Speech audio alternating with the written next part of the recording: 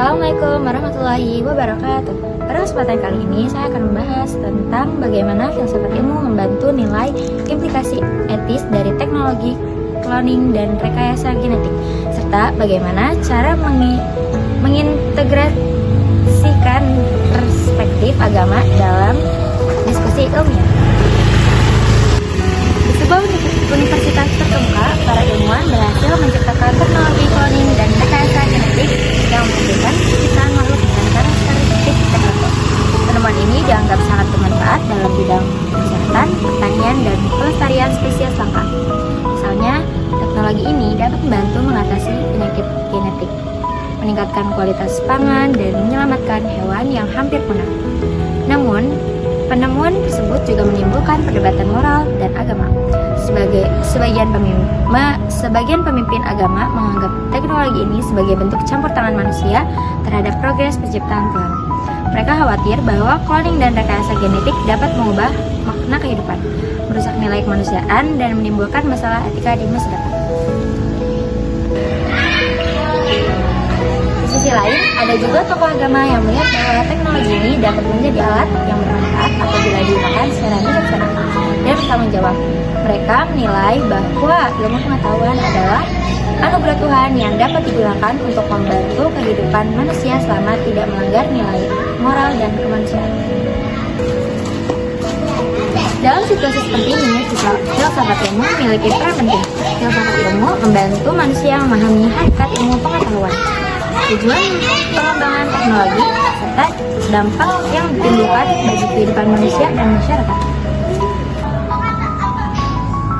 Melalui filsafat ilmu, kita belajar bahwa ilmu pengetahuan tidak hanya dinilai dari keberhasilan secara teknis, tapi juga dari dampak etis dan sosialnya. Artinya, suatu teknologi tidak cukup hanya bisa dilakukan, tapi juga harus dipertimbangkan apakah layak dilakukan.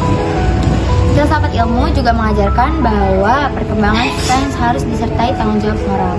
Teknologi cloning dan rekayasa genetik memang memiliki manfaat besar, tapi jika tidak diatur dengan baik dapat menimbulkan penyalahgunaan seperti eksploitasi makhluk hidup, diskriminasi genetik, atau pelanggaran hak asasi.